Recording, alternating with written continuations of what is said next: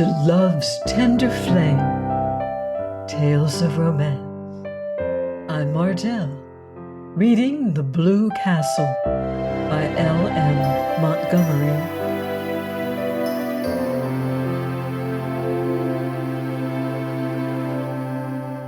Chapter 43.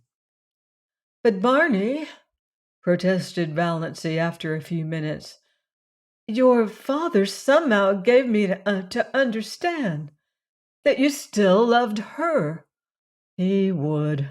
Dad holds the championship for making blunders. If there's a thing that's better left unsaid, you can trust him to say it. But he isn't a bad old soul, Valancy. You'll like him." "I do now. And his money isn't tainted money. He made it honestly. His medicines are quite harmless. Even his purple pills do people whole heaps of good when they believe in them." "But I'm not fit for your life," sighed Valancy. "I'm not clever or well educated, or—" "My life is in Mistawis and all the wild places of the world. I'm not going to ask you to live the life of a society woman. Of course, we must spend a bit of the time with Dad. He's lonely and old." "Oh, but not in that big house of his," pleaded Valancy. "I can't live in a palace." "Can't come down to that after your blue castle," grinned Barney. "Don't worry, sweet. I couldn't live in that house myself. It has a white marble stairway with gilt banisters and looks like a furniture shop with the labels off. Likewise, it's the pride of Dad's heart. We'll get a little house somewhere outside of Montreal, in the real country, near enough to see Dad often. I think we'll build one for ourselves.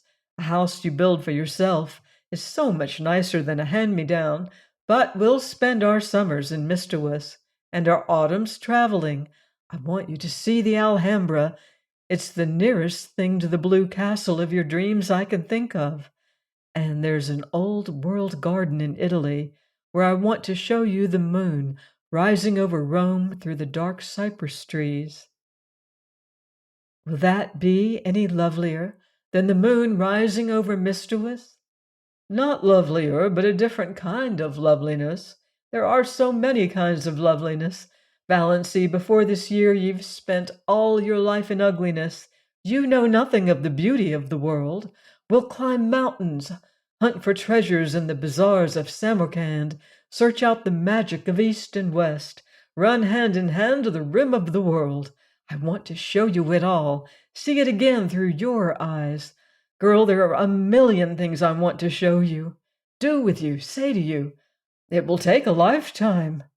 And we must see about that picture by Tierney after all." "Will you promise me one thing?" asked Valancy solemnly. "Anything," said Barney recklessly. "Only one thing. You are never, under any circumstances or under any provocation, to cast it up to me that I asked you to marry me." Please join me next time for another romantic chapter of The Blue Castle by L.M. Montgomery, here on Love's Tender Flame. Until then, love deeply and live beautifully.